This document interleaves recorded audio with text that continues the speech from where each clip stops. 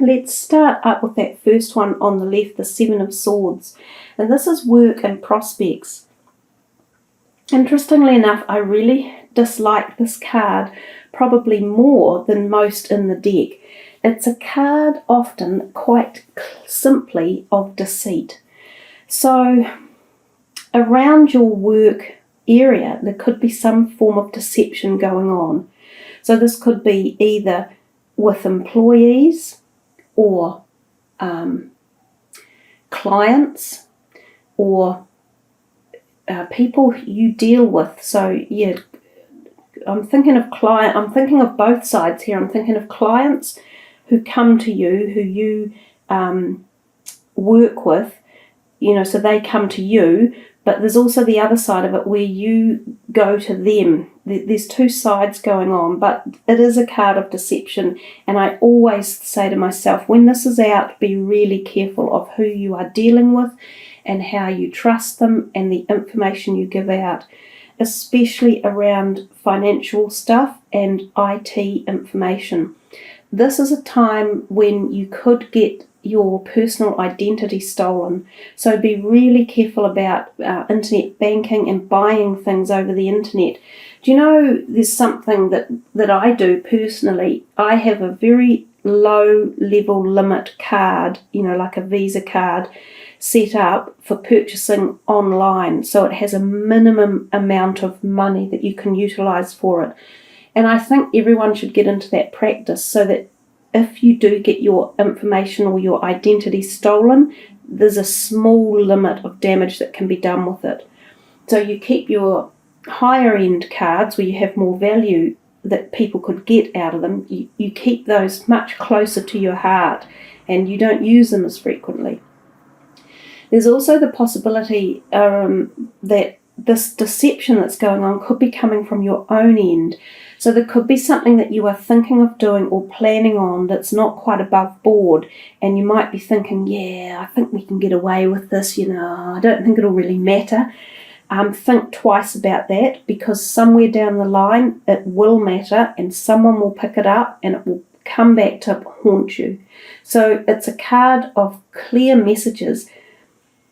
Yeah, it's just quite straightforward. Don't do the wrong thing here and watch out for those who are and steer clear of them. So at work, just watch out for basically a bit of argy-bargy, underhand stuff going on. And if you see someone doing really the wrong things that they shouldn't be doing, that are against the laws of the company or your own business or whatever it happens to be, make it known to someone. Don't feel afraid about not telling someone else or not on passing it. Stop this person or these people from whatever it is they're doing, because they need to be gone. Number 2, the Home and Needs card. She is gorgeous, the Queen of Cups. She's full of love, and she's also very fertile. So there's a potentiality here for within the home zone of fertility. Now this can be conception of a baby, but this can also be the bringing in of new animals or pets into your home, or even new people one way or another.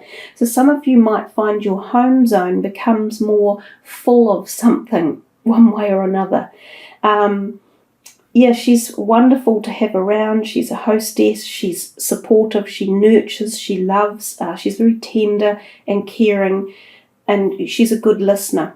So she's a water sign too. So whether or not this water sign person is in your life as a friend or a sibling or a role model of some sort, she seems to possibly play a part in and around your home area, or possibly she is creating, or there's this feeling of that in your home, which is really positive as well. So it feels happy at home, whereas it's a bit grotty at work for April. And it doesn't have to remain that way. This is just one card. So it's not the whole of your work environment either. Don't think everything's off. It's just one perspective or dynamic. So the Queen of Cups, just lovely, harmony, happy energy. We come to the 3rd card, and it's the 6 of Cups, and this is your luck and desires card. So it seems as though you want a bit of, you're thinking of things around the heart or love or energy or harmony area with your desires, and possibly again around your home, because this is a home in the background. So I think this is where we feel much more smoothness or glowing, happiness coming. It's from your personal life. You're getting more satisfaction in your personal life, I think, at the moment, with feeling content and feeling secure is definitely a word. That Six of Cups often talks about going back in time as well. So some of you may revisit something from the past, and it could even be revisiting homes you've lived in, or people that you used to live with a long time ago, or who were in your life a long time ago. So somehow they play a role in a part of the desire of you for the month, which, as I say, I think is the connection of love. So some of you may reconnect with people you haven't seen for a very long time and get that lovely feeling of, oh, how wonderful it was when we were kids, or back in the day, I remember. Some of you may even connect with an ex-lover or an old lover and reignite that one way or another. There's the feeling here that there's this desire to relive something perhaps from your youth, to regain some feeling of either health or happiness or love that you had some time ago. And that's part of this whole cycle of happiness at your personal level. So it's there for you. You just have to sort out which direction it's going at a personal level. This fourth card is the card of friends and support, and this is the wish card, number 9. It's one that everyone wants in their reading. So it feels to me like you have so much love and support around you, which is what we've seen with these 3 cup cards in a row. It's just much feeling of generosity and giving and support and nurture and love. It's oozing and schmoozing through the reading. So the number 9 could even be relevant. It could be like 9 people, or 9 somehow has a placement for you possibly. But it's definitely the feeling of feeling sated with where you are in life, with your friendships and the people in your life. You feel like you can tick a box off and go, yes, I've got here. I've made it. I've found the place where I find I'm personally quite happy with.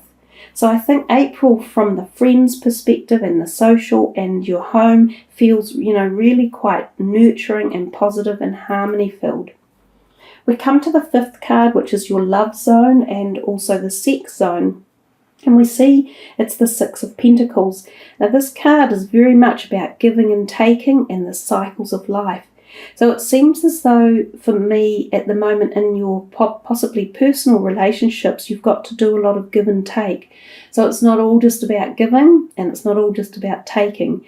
Because if we do either one of those out of balance, the cycle stops, and then you get up against a brick wall and nothing will happen. So you could either be the one doing the giving, or you could be the one taking, and it doesn't matter which one it is, because both are just as eternally moving as the next one. Oftentimes this card does mean you're in the position of doing the giving. So whether you're giving more support or love or harmony to your love relationships, which is what we've seen plenty of up here, or whether you're just receiving so much more love in the month of April. Either way, it feels like it's there and it's available. But if you aren't giving it when it's needed by these people down here, they could be your children, they could be grandchildren, or they could be your personal love interest. If you're not giving it then they can feel very vulnerable and left out in the cold. So just make sure that you listen to the words that people are saying and you hear what they need. And that's the other message of that card, because if you don't respond accordingly, they'll be thinking, he loves all these other people, or he or she is doing all this, but not for me. So you've just got to make sure you balance that and listen. It's all about listening. The 6th card is your plans and goals. And this is the Chariot, and this is the card of plans and goals. This is the power of the personal strength. This is about moving forward at a very strong level of having achieved some sort of charismatic penultimate goal within yourself and finding you feel powerful, you feel successful, you're driven to move on. The Chariot is movement and forward movement, and it talks to us of spiritual ascension and the connection to the power of spirituality and understanding it and knowing how succinctly it flows between this realm and the next realm and the usage of it and knowing that it can be called upon.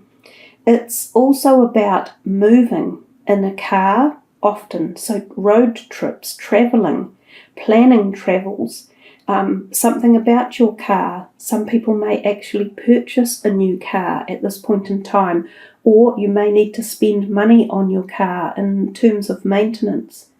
This can also be about moving house. It sometimes turns up when we are thinking of shifting. Now, this doesn't have to be long-term shifting. This could be holiday moving, so you move out of your house and you move into another one for a holiday. Lots and lots of different meanings for that, but this is, as I say, about your plans and goals. So you could be planning a trip, planning to buy a new car. Your spiritual involvement could be growing, and they could be goals that you're seeking to set for the months ahead. But it's a great, positive, powerful, personal, powerful card to have. The overall energy is the Page of Pentacles. So he's talking about money. And really, we didn't see a great deal of money talk in terms of all of these other cards, which show up as love energies or, feelings energies.